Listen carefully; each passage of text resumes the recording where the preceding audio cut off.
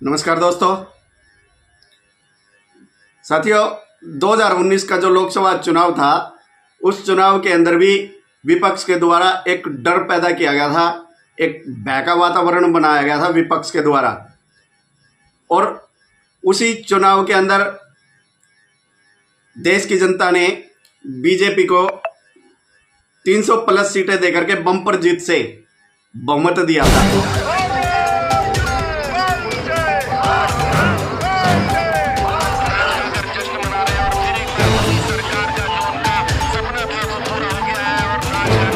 आ गया, लेकिन जो डर विपक्ष के द्वारा जो फैलाया गया था 2019 के लोकसभा चुनाव के अंदर, ऐसा कुछ भी देश के अंदर नहीं हुआ। लेकिन अब फिर दोबारा से 2024 का लोकसभा चुनाव आ गया और अभी इसी चुनाव के अंदर विपक्ष दोबारा से फिर बीजेपी के खिलाफ झूठा प्रचार करना शुरू कर दिया और एक देश के अंदर डर का माहौल बनाने का प्रयास किया जा रहा है विपक्ष के द्वारा। मैच फिक्सिंग कामयाब हो गई, उस दिन आपका संविधान, हमारा संविधान खत्म हो जाएगा। अगर गलती से चुन के आए बीजेपी और आरएसएस के जितने भी सपोर्टर्स हैं, आइंदा इलेक्शन नहीं होंगे, डेमोक्रेसी खत्म कर देंगे, संविधान को खत्म कर देंगे। लगातार जो है भाजपा के कई नेता जो है संविधान को बदलने की बात कर रहे हैं और प्रधानमंत्री जो है चुप है।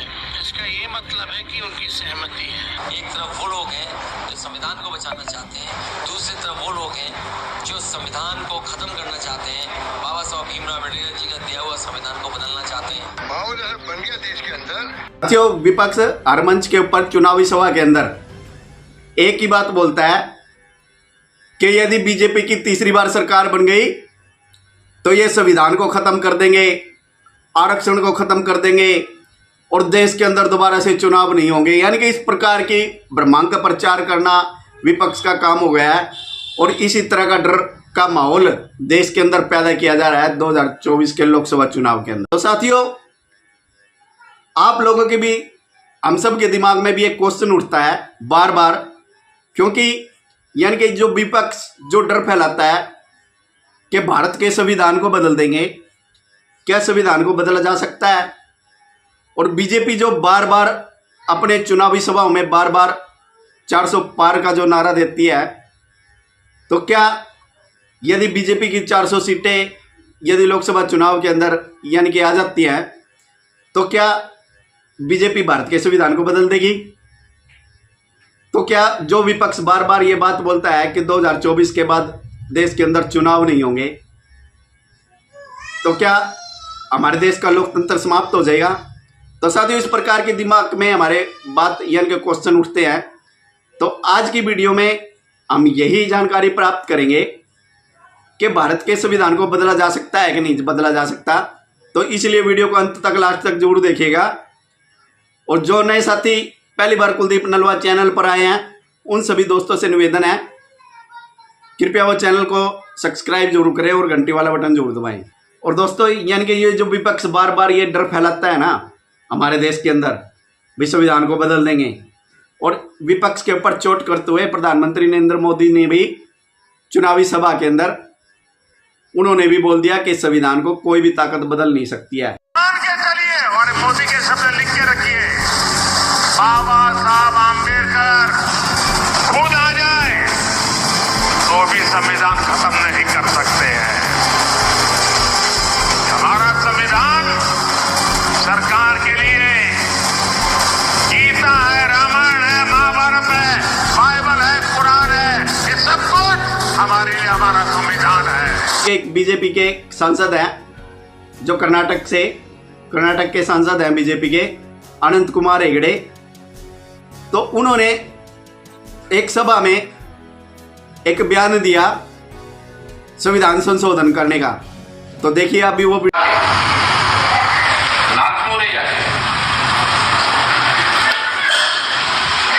ನಮಗೆ ಲೋಕಸಭೆಯಲ್ಲಿ ಬಹುಮತ ಇದೆ, 2/3 ಮೆಜಾರಿಟಿ. ರಾಜ್ಯಸಭೆಯಲ್ಲಿ ನಮಗೆ 2/3 ಮೆಜಾರಿಟಿ, ಅಲ್ಪ ಬಹುಮತ ಇದೆ. तो देखा दोस्तों आप सबने, उन्होंने क्या बोला, उन्होंने सिर्फ ये बोला संविधान में संशोधन करने की बात किया, न कि संविधान बदलने की। और उन्होंने इसके साथ ही अपने बयान में कांग्रेस का भी नाम लिया। तो साथ ही उन्होंने कांग्रेस की पिछली सरकार की चर्चा क्यों की, इसके ऊपर तो हम बाद में चर्चा करेंगे।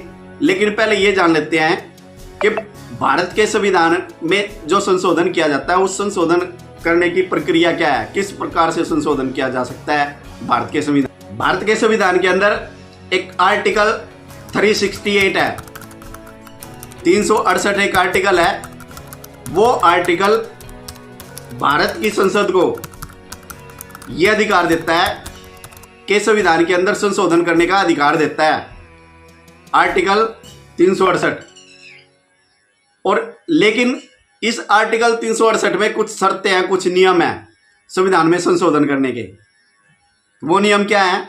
संविधान में संशोधन दो तरह से किया जा सकता है, एक तो सिंपल मेजोरिटी से और दूसरा है स्पेशल मेजोरिटी से। तो सिंपल मेजोरिटी क्या है? सिंपल मेजोरिटी वो है जब यानी कि केंद्र सरकार संसद के अंदर जब कोई बिल पेश करती है तो उस बिल को पास करवाने के लिए जो लोकसभा के अंदर जिस समय केंद्र सरकार ने लोकसभा में वो बिल पेश किया है, और उस समय जो लोकसभा के अंदर जितने भी सांसद मौजूद हैं, उन सांसदों की 50% से ज़्यादा वोटिंग होनी चाहिए बिल के पक्ष में। इसी प्रकार से राज्यसभा के अंदर जो मौजूदा सांसद है, उस समय जब बिल पेश किया गया है और उसका 50% वोट बिल के पक्ष में होना चाहिए। और फिर उसके बाद जब ये बिल दोनों सदनों के अंदर पास हो जाता है तो फिर ये बिल राष्ट्रपति के पास भेज दिया जाता है। राष्ट्रपति की सहमति के साथ, हस्ताक्षर के साथ फिर ये बिल पारित हो जाता है। एक तो है ये सिंपल मेजोरिटी के द्वारा, और दूसरा है विशेष बहुमत के द्वारा। तो इसमें क्या होता है, ये थोड़ा सा कठिन होता है, इसका जो प्रोसेस होता है संविधान संशोधन करने का, संविधान में संशोधन करने का, ये थोड़ा सा कठिन प्रोसेस होता है। कठिन कैसे होता है? क्योंकि इसके अंदर लोकसभा के अंदर 2/3 बहुमत होना चाहिए, यानी कि 2/3 बहुमत होना चाहिए। और फिर उसके बाद राज्यसभा में भी 2/3 बहुमत होना चाहिए, यानी कि 2/3 बहुमत होना चाहिए। और फिर उसके बाद हमारे भारत के जितने भी राज्य हैं, उन राज्यों में जो सरकारें हैं, उन सरकारों का भी 2/3 बहुमत चाहिए, उन सरकारों की भी सहमति चाहिए। 2/3 उनकी भी सहमति होनी चाहिए, राज्य सरकारों की भी। तब जाकर के संविधान में यह संशोधन होता है।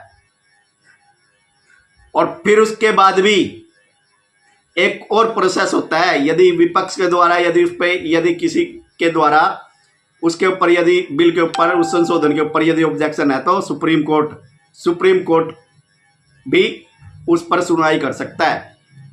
ये प्रोसेस होता है संविधान में संशोधन करने का विशेष बहुमत के द्वारा।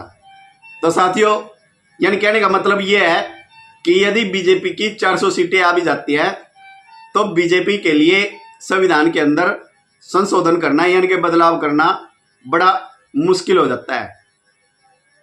सबसे पहले तो उनको 2/3 बहुमत लोकसभा में चाहिए, फिर उसके बाद राज्यसभा में चाहिए। और यदि दोनों सदनों में ये बहुमत हासिल कर लेते हैं तो फिर जितनी भी भारत के अंदर हमारी सरकारें हैं, उन सरकारों की भी 2/3 उनकी सहमति चाहिए, राज्य सरकारों की। तब जाकर के ये संशोधन संविधान के अंदर किया जा सकता है।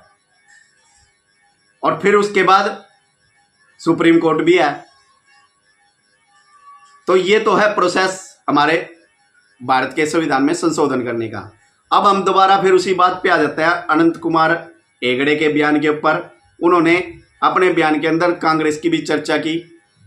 तो कांग्रेस की चर्चा की, उसके बारे में हम जानने के लिए हमारे को जो हमारे संविधान के अंदर जो 42वां संशोधन किया गया था उसको जानना बहुत जरूरी है। जो हमारे संविधान के अंदर जो 42वां संशोधन किया गया था, वो संशोधन हमारे इतिहास का सबसे बड़ा संशोधन था। इंदिरा गांधी के नेतृत्व वाली कांग्रेस सरकार ने 1976 में इसे पारित किया था। और ये जो कांग्रेस है ना, बार बार चुनावी सभाओं के अंदर ये बार बार चिल्लाती है अपने यानी के मंच से कि यदि तीसरी बार बीजेपी की सरकार बनी तो ये संविधान को बदल देंगे। लेकिन साथियों, हमारे यानी के संविधान को तो 1976 में कांग्रेस ने बदल दिया था 42वें संशोधन के द्वारा। हमारे संविधान के 40 अनुच्छेदों को बदल दिया गया था और यही वजह है कि 42वें संशोधन को मिनी संविधान भी कहा जाता है।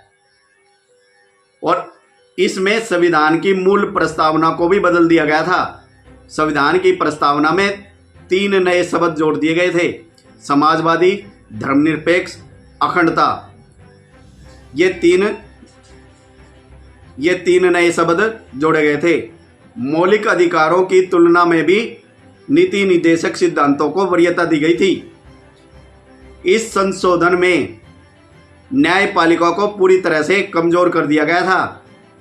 यानी कि जो हमारे देश के जो कोर्ट हैं, सुप्रीम कोर्ट, हाई कोर्ट, यानी कि इन कोर्टों को भी कमजोर कर दिया था इस संशोधन के द्वारा। इनकी शक्तियों को कमजोर कर दिया गया था और केंद्र की सरकार को यह शक्ति दे दी गई थी कि वो किसी भी राज्य के अंदर कानूनी व्यवस्था बनाए रखने के लिए सैन्य शक्तियों का इस्तेमाल कर सकती है। कभी भी केंद्र सरकार के किसी भी फैसले को कोर्ट के अंदर चैलेंज नहीं किया जा सकता था। ये संविधान के अंदर संशोधन किए गए थे 42वें संशोधन के अंदर। और फिर उसके बाद आया 44वां संशोधन। तब जनता पार्टी की सरकार बनी 1977 में। तो तब जाकर के यानी कि कुछ जो बदलाव किए गए थे उनको समाप्त कर दिया गया था। और अब तक साथियों यानी कि हमारे देश के अंदर 1951 से लेकर के और अब तक हमारे संविधान के अंदर 128 संशोधन किए जा चुके हैं। तो साथियों, ये था सारा का सारा यानी कि संविधान में संशोधन का मैटर साथी। तो दोस्तों, आशा करता हूँ आप सभी को ये जानकारी अच्छी लगी होगी, पसंद आई होगी। इसलिए वीडियो को लाइक जरूर कीजिएगा और यदि वीडियो पसंद आई है तो शेयर भी जरूर कीजिएगा। तो मिलते हैं फिर नई वीडियो में नई जानकारी के साथ। तब तक सभी दोस्तों को जय श्री राम, वंदे मातरम।